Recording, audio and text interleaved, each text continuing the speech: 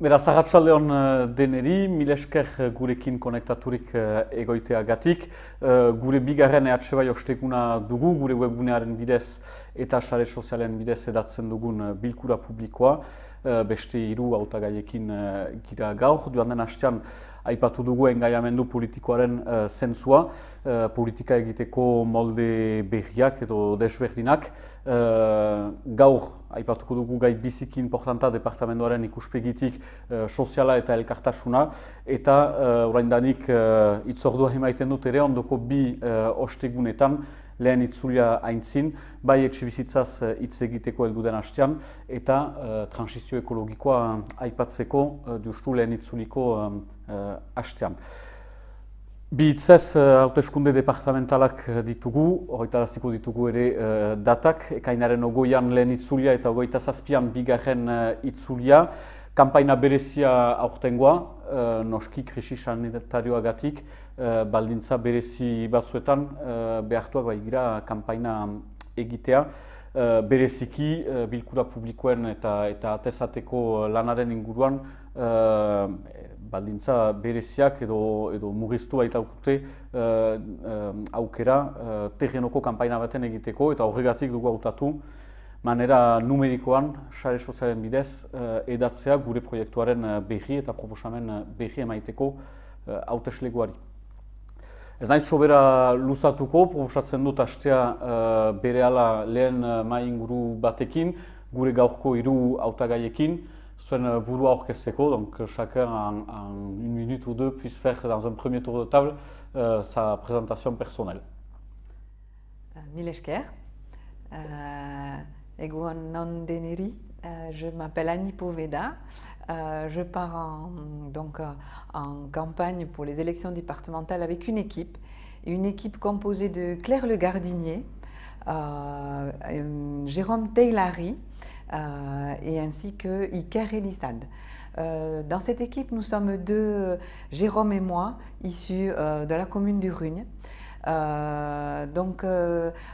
Pour pouvoir apporter dans notre canton, Côte Basque Sud, qui est composé de Biriatou, Andaille et Rugne, des propositions qui vont pouvoir apporter plus de justice sociale et d'avoir davantage de cohésion entre les habitants de notre canton. C'est ce qui est nécessaire actuellement. Davantage de solidarité, c'est d'ailleurs bien sûr le champ de compétences du département. Voilà.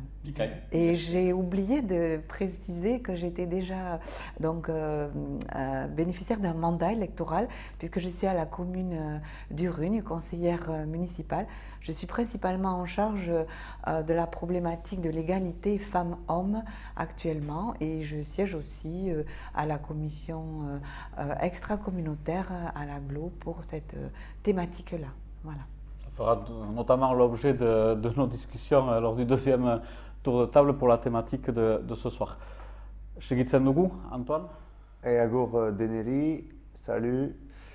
Merci à Nicolas pour la présentation. Moi, je m'appelle Antoine Languin, j'ai 32 ans. Je suis candidat sur le canton d'Anglet avec Corinne Manceau, mon binôme. Je montre, mais elle n'est pas là, elle travaille.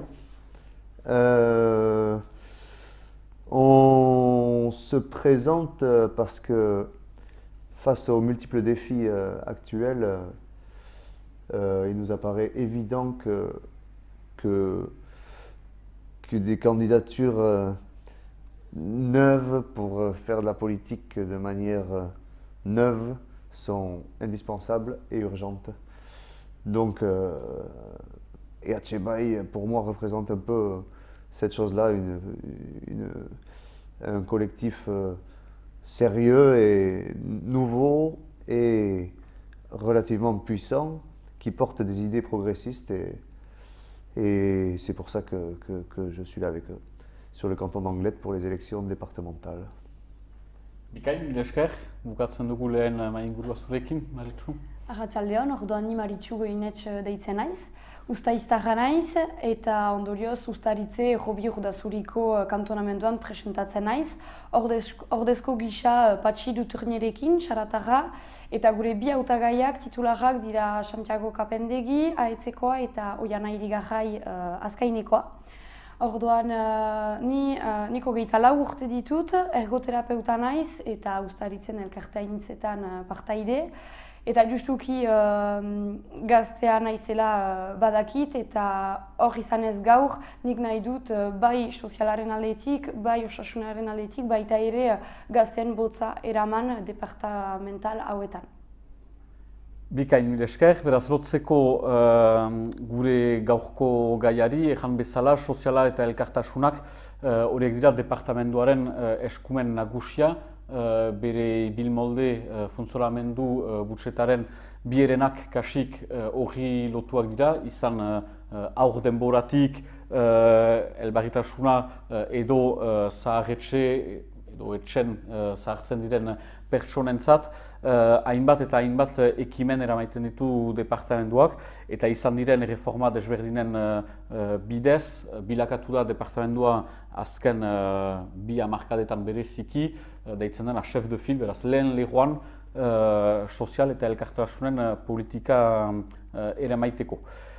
Bigarren inguru bat eginen dugu, orden berdinan, pour rentrer dans la thématique, d'abord avec Annie, tu as commencé à évoquer l'idée de l'engagement en faveur de l'égalité entre les femmes et les hommes, les responsabilités que tu as au niveau municipal et au niveau intercommunal via l'agglomération Pays Basque. Et du coup, je te lance là-dessus et après, libre à toi de nous partager l'expérience et les propositions qu'on pourrait faire. Mais justement, si demain on était élu au département, je pense que c'est un engagement qu'on prolongerait sans l'ombre d'un doute dans cette institution.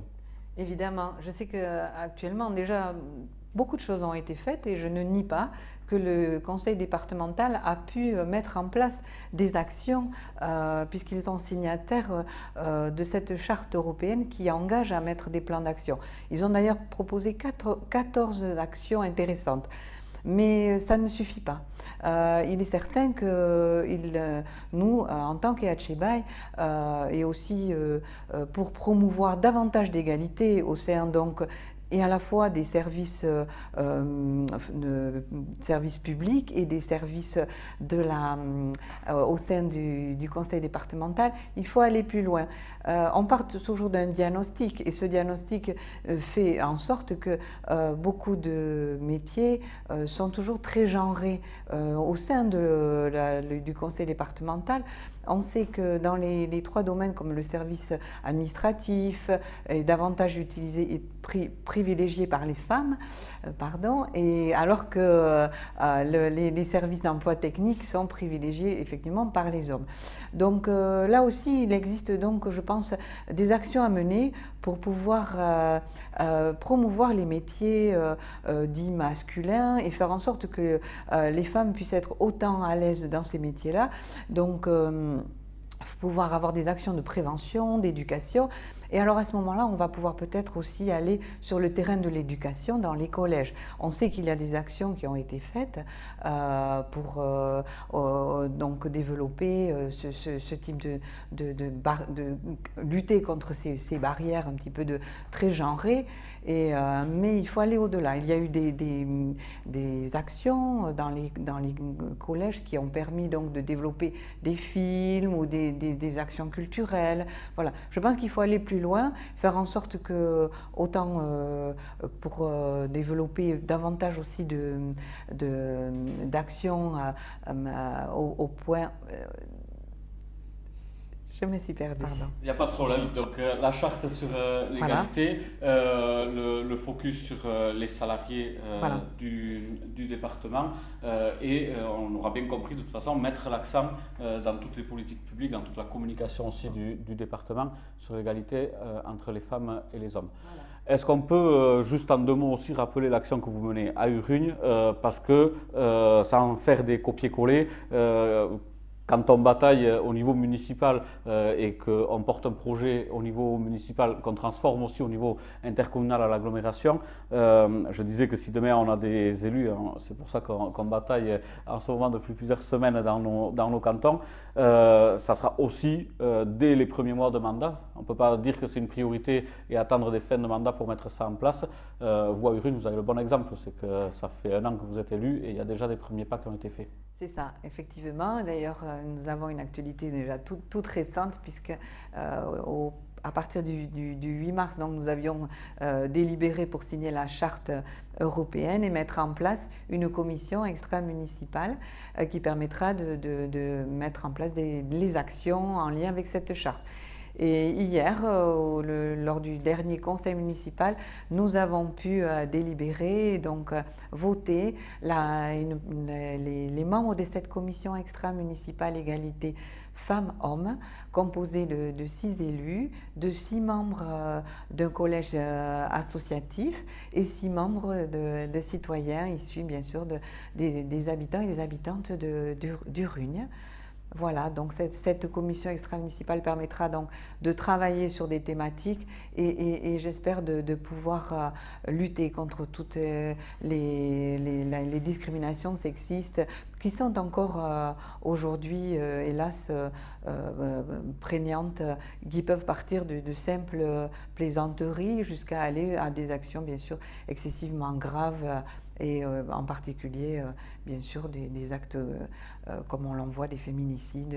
Nous en sommes au 43e depuis le début de l'année actuellement sur l'ensemble donc du territoire français. Donc on l'aura bien compris, Mileshker, que demain des élus à Bersalé de gauche féministes et écologistes issus d'EH permettront de faire des pas en avant, même si on ne part pas de rien au niveau du département. On aura bien compris qu'il y a en tout cas notre volonté pleine et entière d'avancer plus vite et de mettre les moyens sur ce champ d'action essentiel, qu'on rentre dans ce grand chapitre du social, des solidarités et du vivre ensemble. On continue le tour de table et on aura l'occasion de rebondir, d'échanger sur les thématiques abordées.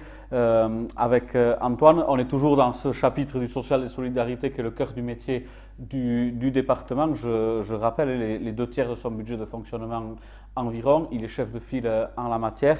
Et donc, Antoine, partager ton expérience, ta vision et les propositions qu'EH peut porter dans cette campagne des départementales sur ce champ du social, de l'acceptation de la différence. Tu vas en parler mieux que nous. Je ne sais pas, je vais essayer. Les 2 tiers du budget des départements, déjà, c'est 470 millions d'euros, 480 à peu près. Donc, c'est un pognon de dingue. Pour moi, la base de la chose, c'est le point de vue déjà qu'on a sur la difficulté, qu'elle soit sociale, que ce soit la situation de handicap, que ce soit l'âge. Si on prend un point de vue négatif en voyant ça comme une charge, dans la situation où on est actuelle, de la crise économique, crise sanitaire, bref, on a vu ce que ça a donné le Covid. Les besoins augmentent. Si on voit ça, si on appelle ça des charges, ben on va s'écrouler sous des charges qui augmentent. Si on voit ça d'un point de vue positif, c'est-à-dire qu'une différence est peut-être une richesse, parce que moi, dans ma vie, personnellement, c'est ça que j'expérimente. C'est que la différence est clairement une richesse. Si on voit ça d'un point de vue positif, c'est plutôt des opportunités plutôt que des charges à supporter pour la collectivité. Le service public, là aussi le Covid l'a prouvé. Avant le Covid, si tu t'imaginais que l'économie s'arrêtait une semaine, c'était impossible. Les mecs en costard, ils se sautaient par les fenêtres, le monde s'arrêtait. En fait, ce n'est pas du tout le cas. Le service public a pris en charge tout ce que l'économie marchande habituelle ne pouvait pas prendre en charge.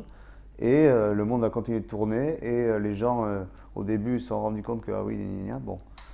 Bref, tout ça pour dire que le service public est un levier. Pour moi, c'est vraiment la forme économique du futur va passer par là. Et le département, avec sa politique sociale, qui a un gros budget, qui est vraiment son truc principal, est un acteur important de ça. Au niveau j'ai perdu mes notes, mais c'est bien, comme ça va m'obliger à le faire sans les regarder. Au niveau de l'inclusion et de la différence, ce volet social-là, dont le département s'occupe, mis en relation avec le côté éducation, le département gère les collèges.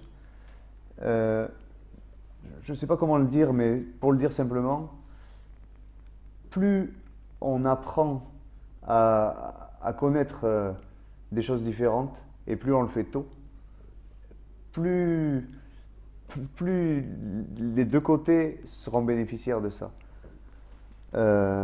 Donc clairement pour moi, il faut inclure la différence, qu'elle soit à cause d'une situation de handicap, à cause d'une situation de difficulté sociale ou à cause d'une situation quelconque. Il faut l'inclure dans la société. C'est pas en cloisonnant et en la traitant comme une marchandise qu'on va réussir à faire quelque chose de bien. On voit que quand on traite les métiers du soin comme des marchandises, ça ne fonctionne pas. Les gens ne veulent. Donc clairement, inclure la différence dans la société, c'est ça le leitmotiv, et le département a les moyens parce que c'est son travail et il a les moyens de le faire.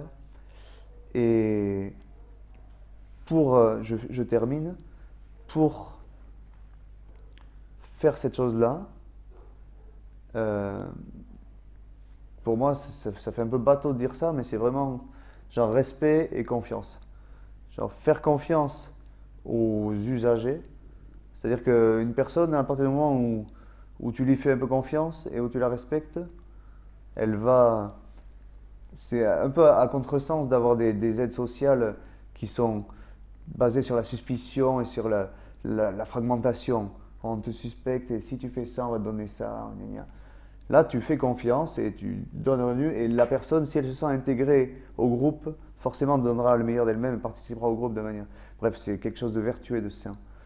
Et le respect, ça passe aussi par les gens qui s'occupent des personnes en difficulté. Le département compte une bonne partie de ses agents travaillent avec les publics en difficulté au jour le jour et tout.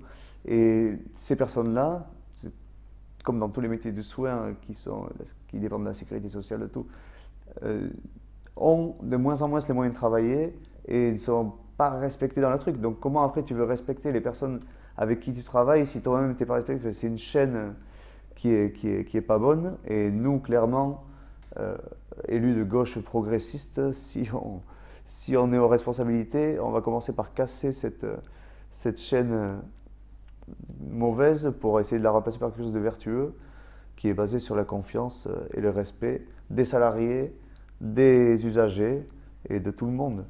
Je ne dis pas que c'est la panacée qui va régler tout comme ça, mais si déjà tu pars sur des bases saines, c'est voilà, différent. Bikain, mil esker. Segitzen dugu ingurua, Maritxu zurekin, bi implikazioekin, alde militantea eta hautagaia, baina horrez gain profesionalki ere, bauzu esperientzia bat partekatzeko arlo hortan. Bai, hori da, nik pixkat bien vieillir inguruan bi hitz egan nahi nituen. Jakin behar da, gure populazioa geroz eta gehiago zahartzen dela, zeren ala bizi esperantza luzatzen da.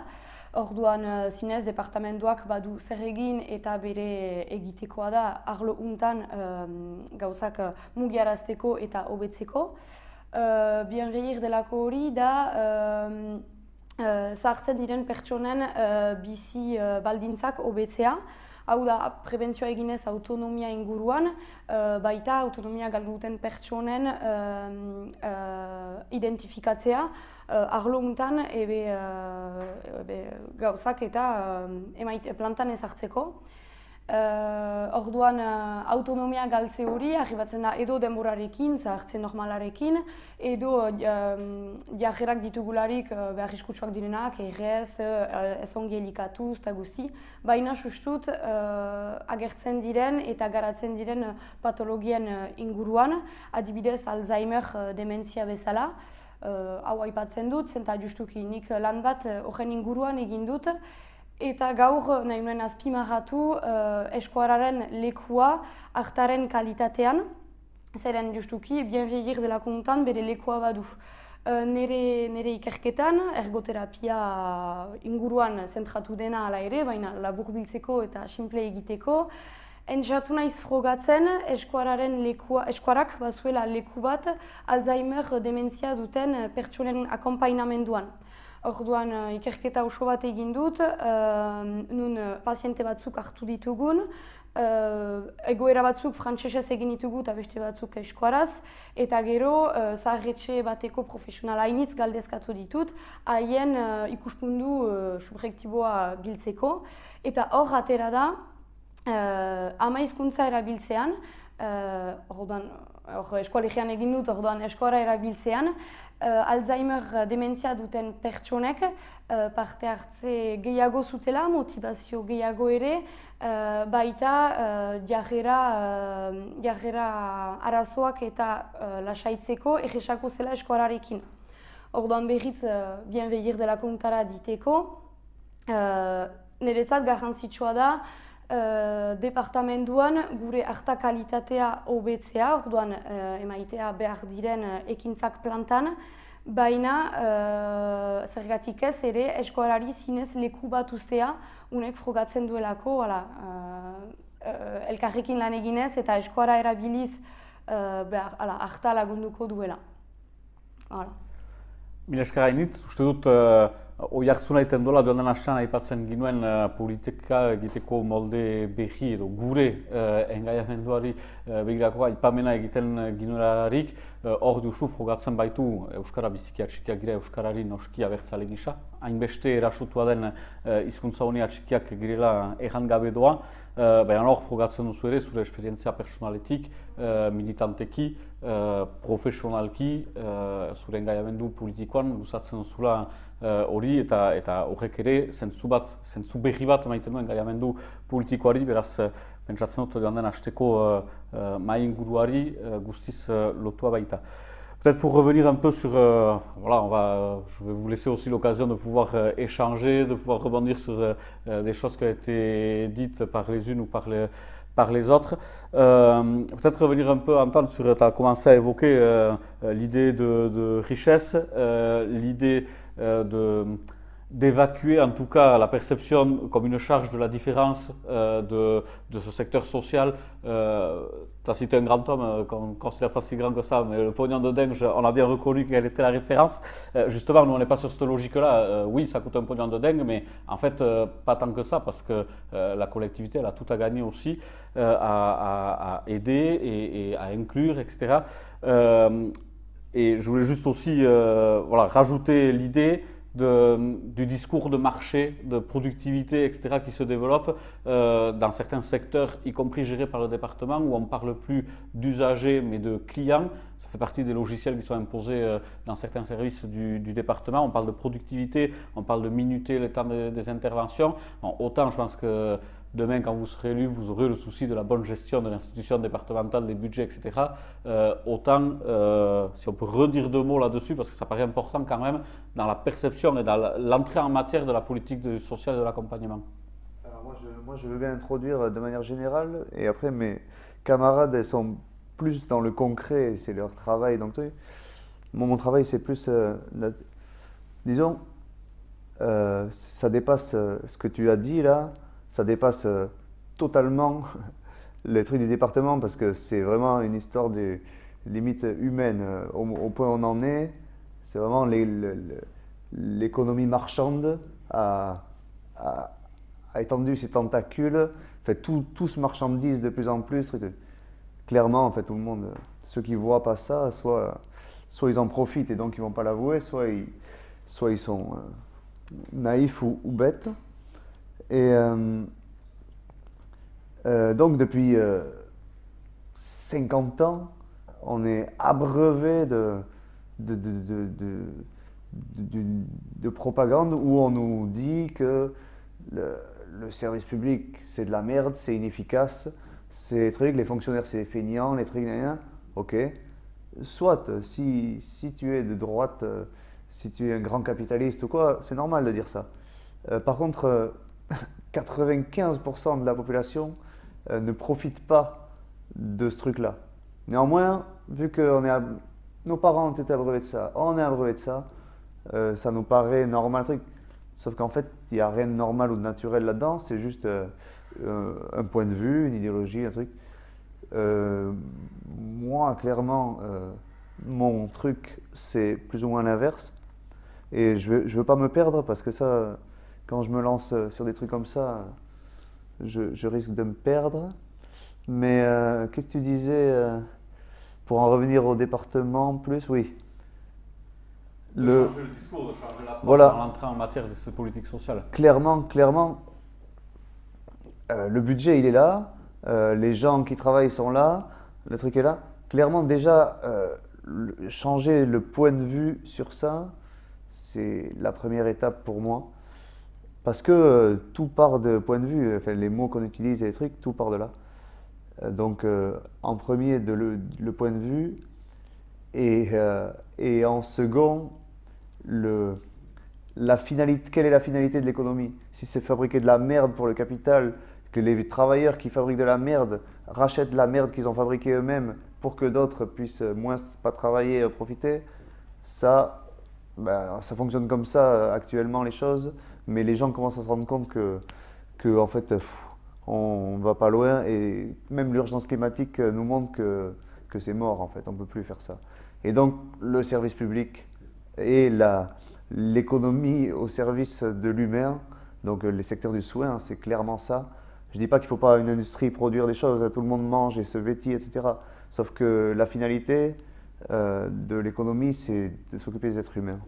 Donc clairement là, le département 64, la résistance se passe individuellement, collectivement, truc à tous les niveaux, et le département 64 avec son budget peut résister à cette logique mortifère de l'économie marchande à tout va. Moi, si je peux rebondir sur justement, tu disais les mots sont importants, et donc quand on dit prendre soin pour les personnes les plus en difficulté, mais c'est aussi prendre soin justement des travailleurs et des travailleuses qui sont dans ces métiers-là. Prendre soin, c'est déjà réaugmenter les salaires. Prendre soin, c'est enlever ou du moins diminuer la pénibilité des horaires, des journées lourdes, faire en sorte que peut-être, oui, on peut tenir un emploi en faisant 28 heures au lieu de 35 parce que ce sont des métiers trop pénibles et que les personnes en charge n'arrivent pas à aller au-delà de 10-15 ans de ce métier-là parce qu'au bout d'un moment, elles sont cassées. C'est prendre soin, c'est aussi donner envie à la jeunesse d'embrasser ces carrières-là. Ce sont des carrières, peut-être qu'elles ne nécessiteraient pas forcément le mot vocation, mais aider son prochain, aider l'autre, c'est forcément avoir un métier qui prend du sens et rentrer chez soi et se dire ben oui, j'ai fait quelque chose qui m'a apporté, j'ai apporté à l'autre quelque chose d'essentiel pour lui, je contribue à le maintenir en vie, le maintenir dans son milieu, continuer à créer du lien social, mais ça vaut toutes les richesses. Voilà, donc nous à Etchebaye, je pense qu'on a un projet concret de pouvoir valoriser ces métiers-là qui au final sont peut-être des métiers invisibles, mais c'est des métiers essentiels qui, sans leur existence, feraient que notre tissu social s'effondrerait. Voilà.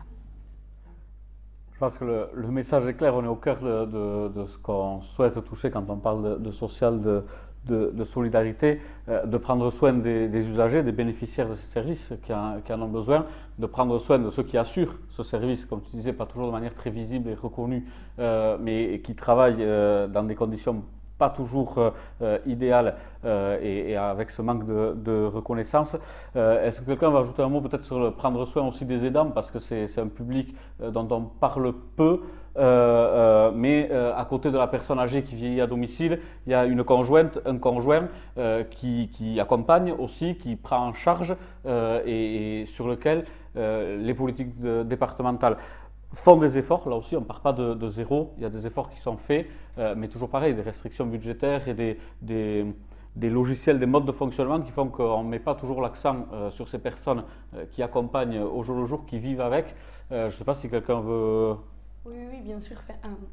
Eskoraz eginen dut.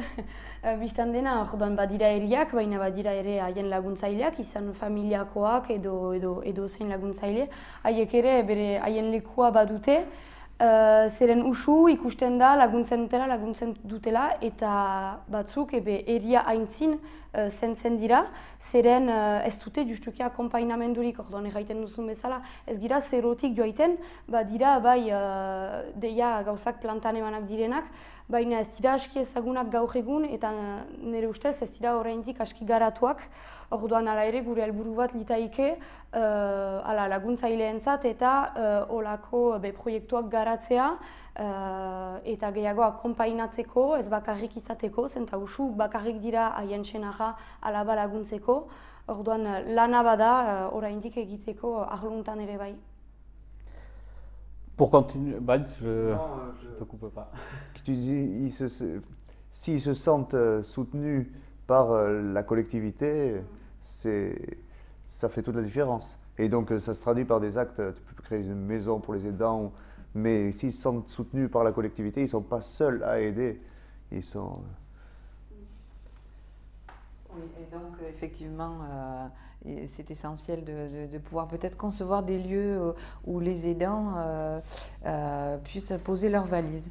Mais pas seulement sans qu'ils soient accompagnés, par exemple dans une famille avec la fratrie et puis l'enfant qui serait en situation de handicap. Parce qu'au final, c'est une autre politique, une autre façon, un autre regard de se dire que la différence, ça peut être aussi un moteur pour nos sociétés. On a besoin d'avancer avec elles. Et peut-être que justement, il y a eu des dérives dans ces années avec les projets du conseil départemental qui ont pu imaginer, par exemple, qu'on pouvait bétonner toute une montagne pour permettre l'accessibilité aux personnes qui en difficulté donc, de mobilité, alors que parfois, il suffit simplement de penser qu'on peut aménager des jeux pour enfants dans des aires de jeu, des jeux inclusifs. Voilà, ça peut commencer par ça, quelque chose qui sera au plus près du terrain des familles, au plus près du quotidien. Voilà, les grands projets pharaoniques parfois sont hors sol, alors qu'on pourrait penser tout simplement à des choses bien plus simples et qui seront essentielles pour notre quotidien à tous. Tu dis la différence, ça peut être un moteur, mais c'est même pas que ça peut être un moteur, c'est que c'est un moteur. Parce qu'en fait, si tu t'imagines le grand homme dont on parlait tout à l'heure, par exemple, je prends lui, tu peux imaginer un monde où on mange que du maïs, où tout le monde parle que anglais et où tout est vraiment tout parfaitement cadré, carré, c'est très facile, on fait des économies d'échelle fantastiques, etc. Ce sera d'une tristesse. Quand tu vois la biodiversité qui s'effondre, ou les langues qui meurent ou quoi, ça ne va pas empêcher on pourrait vivre avec une seule langue, une seule espèce de truc. Vaguement, on pourrait vivre un certain temps, hein, je pense que c'est voué à l'échec.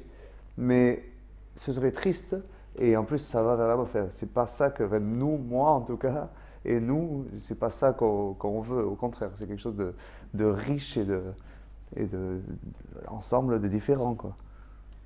Je pense qu'on est en train de, parce que le retour, on ne s'en rend pas compte, on est rentré dans le sujet. Moi, j'avais un dernier sous-chapitre comme ça à aborder, parce que forcément, si on contextualise, je pense qu'on ne peut pas aborder ces élections départementales sans parler de la crise sanitaire.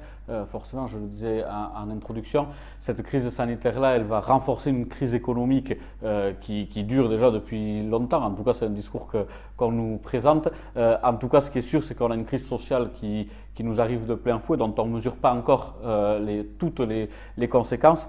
Et là, par contre, ce qu'on sait, parce qu'il n'y a pas de secret, c'est que ce genre de crise, celles et ceux qui les subissent de plein fouet, c'est en tout premier lieu les publics les plus fragiles, ceux qui sont déjà dans la précarité, ceux qui sont déjà en risque de décrochage, qui font encore un effet cliquet, mais vers le bas, pour le coup. Et donc, tous les publics sont concernés, mais faire un focus quand même sur les publics de jeunes, parce que forcément c'est l'avenir de nos sociétés.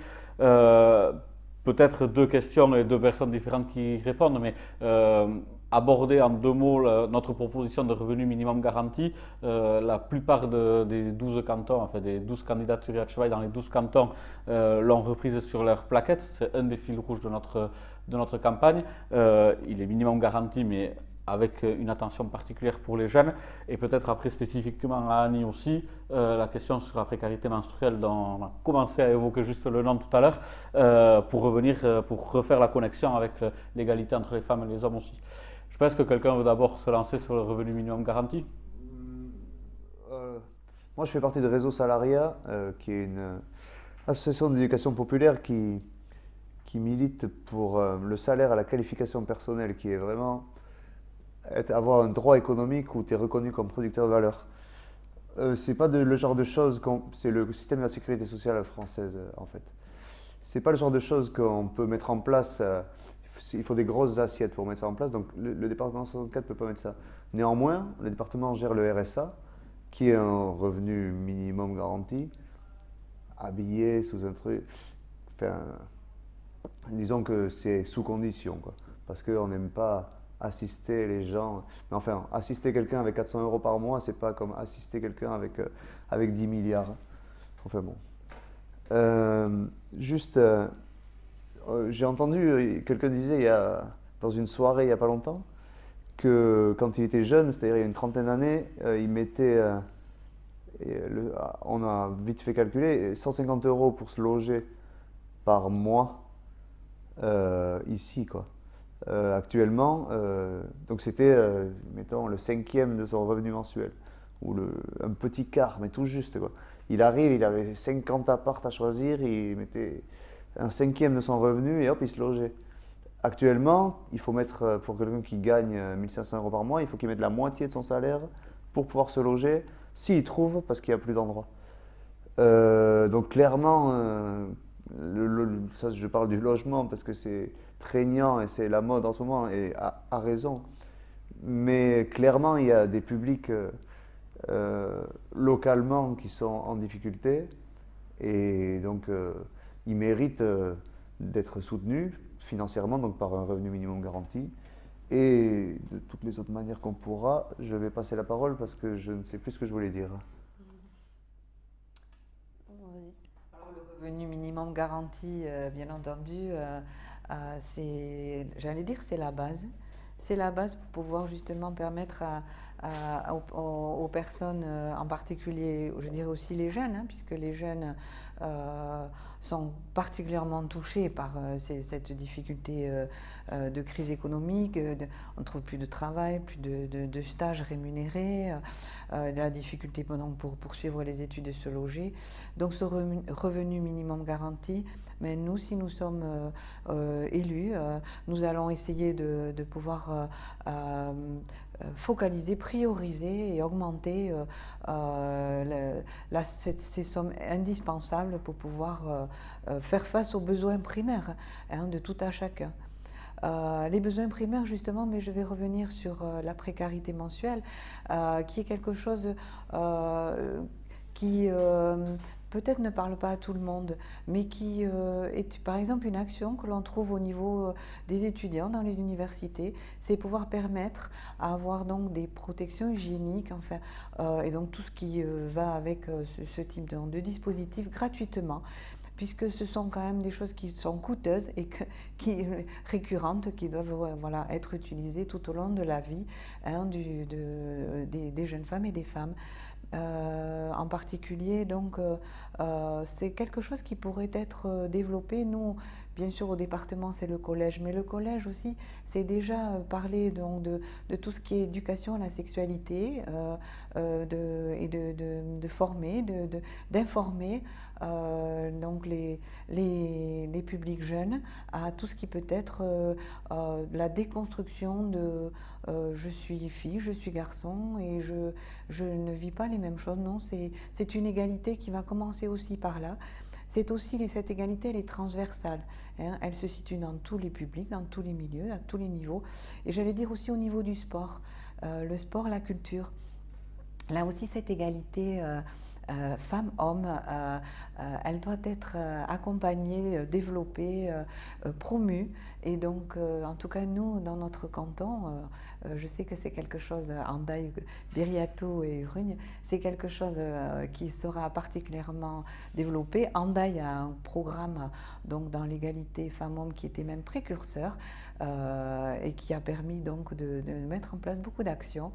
Et je pense que nous pourrons aller beaucoup plus vers l'avant voilà, dans les solidarités et le soutien vers l'égalité. Voilà. On arrive à peu près au bout de la thématique, c'est un peu frustrant parce qu'une fois qu'on rentre, on aurait envie d'y passer du temps parce que c'est un sujet majeur, sauf qu'on est en ligne, donc on va essayer de tenir les délais. On va faire un dernier tour de table, je vous repropose la parole, on va peut-être le faire dans le tour inverse tout à l'heure en commençant par Marichou et en terminant par Annie. Juste pour nous rappeler qui vous êtes, avec qui vous vous présentez, sur quel canton et voilà, faire un petit clin d'œil à votre canton pour que les électrices et les électeurs qui nous écoutent puissent bien vous situer. Orduan, ni Maritxu Goienetx naiz, ustariztarra. Orduan, ustaritze Robi Urdazuriko kantonamenduan presentatzen naiz, ordezko gisa Patxi Dutornierekin. Gure hautagaiak dira Santiago Kapendegi eta Joana Irigarai. Orduan, gure kantonamendua barkatu handia da, badituelako 9 herri. Orduan, ez antzi behar badirela ere Arrangoitze, Ainhoa, Basusarri edo Arbona. Orduan, eta guk gure kantonamenduan lehentasun batzuk ditugu, adibidez Lajun ekoproiektua eta Lajun ezunkiko proiektua sustut. Guk aintzinera eman nahi dugu herritarren iritzia eta haiek nahi dutena, eta hori dugu sustengatzen justuki beste askoren artean ere. Alors moi, je me présente avec Corinne Manceau au canton d'Anglet. On a comme remplaçant Mathilde Harry et Eñaut Etchepareborda. J'avais peur d'avoir oublié Barcato Eñaut. Au canton d'Anglet, nous, Anglet, c'est une ville. Avant, il n'y avait que des champs de salade. Maintenant, il y a beaucoup d'immeubles et trucs. Donc, nous, on a des espaces verts. On a le littoral. Enfin, c'est Anglet-Bayonne. Il y a 2 cantons sur une ville. Mais en tout cas, voilà, l'inclusion, les espaces verts, les zones naturelles et l'Euskara, parce que c'est inexistant en Anglet. Hein. Donc c'est un petit peu nos priorités. Et voilà, j'ai dit, donc les noms, je les ai dit, hein, et c'est bien. Annie? Bien, donc le canton Côte Basque Sud pour Achibaï donc va être représenté les 20 et 27 juin prochains par Iker Elissalde, qui est mon binôme, moi-même, Annie Poveda, donc, et nos suppléants et suppléantes, donc Claire Le Gardinier et Jérôme Teglari. Nous avons la particularité de représenter 3 communes, Biriatou, Andaille et Urugne. Nous avons un territoire qui représente une richesse infinie donc de domaines splendides à préserver, tels que la Corniche, la Roune, le Choldo.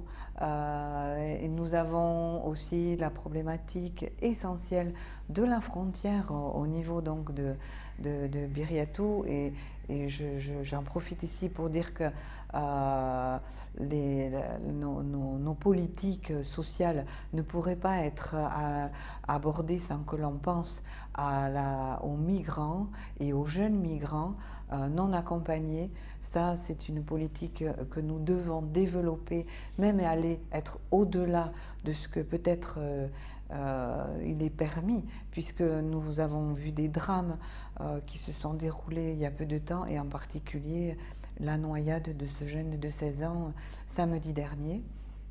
Donc la solidarité, c'est presque aussi aller à avoir une politique beaucoup plus humaniste.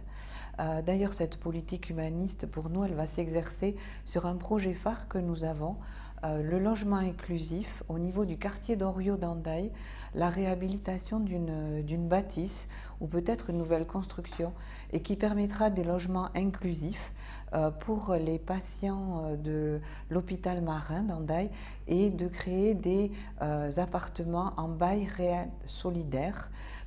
Et peut-être donc aussi faire en sorte que nos 3 communes aient des logements pour des logements d'urgence lorsque la situation, Dieu sait qu'elle existe, nécessite un accueil d'urgence pour les femmes victimes de violences.